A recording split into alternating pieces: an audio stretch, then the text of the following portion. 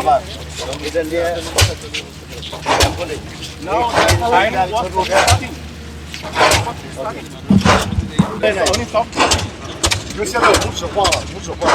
This point from here.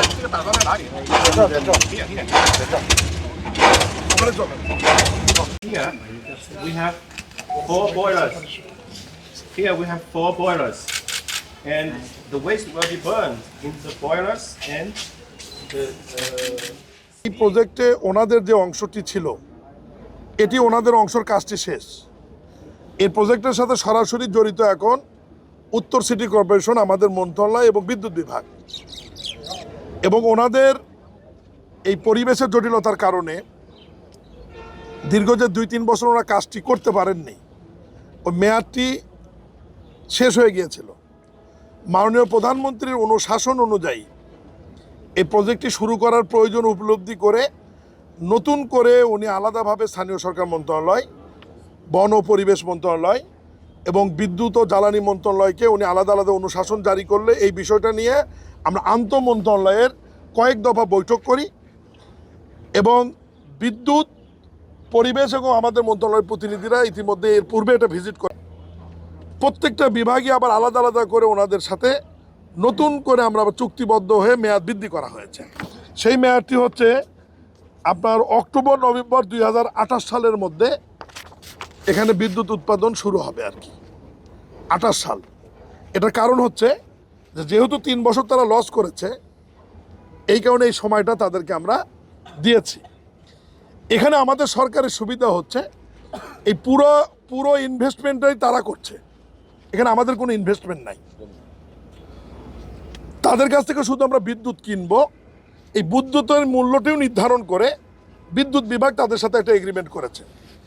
পরিবেশ শর্ত মেনে তারা পরিবেশ ছাড়পত্র দিয়েছে, পরিবেশ মন্ত্রণালয়ের সাথেও তারা একটা এগ্রিমেন্ট করেছে এবং স্থানীয় সরকার মন্ত্রণালয়ের পক্ষ থেকে উত্তর সিটি কর্পোরেশনের যেহেতু এই বর্জ্য ব্যবস্থাপনার কেন্দ্র এটি, এই কারণে উত্তর সিটি কর্পোরেশনও পূর্বের শর্ত বহাল রেখে তারাও 2028 সাল পর্যন্ত আমাদের মন্ত্রণালয়ের অনুমোদন সাপেক্ষে তারাও এই চুক্তিটি এক্সটেনশন করেছেন। এখানে লাভ হবে সেটি হচ্ছে বিদ্যুৎ যেটি উৎপাদন হবে সেটি তো আমরা কিনে নেব। দ্বিতীয়ত টোটাল উত্তর সিটি কর্পোরেশনের যে বর্জ্য, পুরো বর্জ্যটা এখানে ইউজ হবে এবং এটার বিনিময়ে 42.5 না, এটা টাকা দেবে তো, এই যে ওটা তো বাৎসরিক ভাড়া হিসেবে 2 কোটি টাকা করে তারা দেবে, এই যে জায়গাটা তারা ইউজ করছে আমাদের। হ্যাঁ, আমাদের এর বাহিরেও বর্জ্যর একটা মূল্য তারা আমাদেরকে দেবে নাকি? না, বর্জ্যের মূল্য দিবে না, শুধু ভাড়াটা দেবে আমাদেরকে, ভাড়াটা দেবে। এটা মনে হয় আপনাদেরকে আমরা দিয়ে দিলে মোটামুটি এর মধ্যে একটা সামারি আমাদের করা আছে, এটা আমরা দিয়ে দেবো যে এগ্রিমেন্ট কোথায় কিভাবে হয়েছে। আজকে মূলত আমাদের এখানে আসার উদ্দেশ্য হচ্ছে যে তারা কাজটা যে নতুন করে যে আবার চুক্তিবদ্ধ হলো বা টাইমটা এক্সটেনশন তারা করে নিল, সেই এক্সটেনশন পর্যায়ে তারা আবার নতুন করে কাজ শুরু করেছে কিনা, এটা মাননীয় প্রধানমন্ত্রীর কার্যালয় থেকে আমাকে এবং আমাদের পরিবেশ প্রতিমন্ত্রীকে নির্দেশনা দেওয়া হয়েছে যে আপনারা সরজমিনে গিয়ে বিষয়টি আবার দেখে আসেন। মূলত আমরা এই কারণেই আসা। এখন দেখলাম যে তারা কাজ শুরু করেছে, নতুন নতুন ইকুইপমেন্টের প্রয়োজন তারা এতদিন নিয়ে আসেনি, বিকজ যেহেতু তাদের চুক্তির মেয়াদটি শেষ হয়ে গিয়েছিল।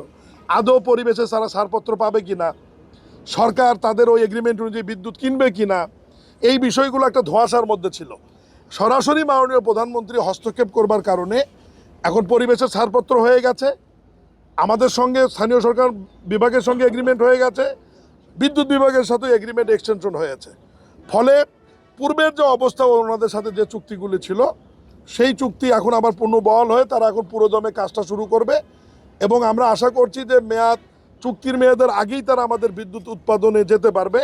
তারপরেও যদি না পারে 28 সালে আমরা 2028 সালের মধ্যেই আমরা এখান থেকে বিদ্যুৎ পাবো, এটা আমরা বিশ্বাস করি এবং সেই বিষয়টি ওনাদেরকে আবার রিমাইন্ডার দেওয়ার জন্যই আমাদের এই সর্বোচ্চ প্রতিনিধি দলের আজকে এখানে আসা, এটাই মূলত বিষয়।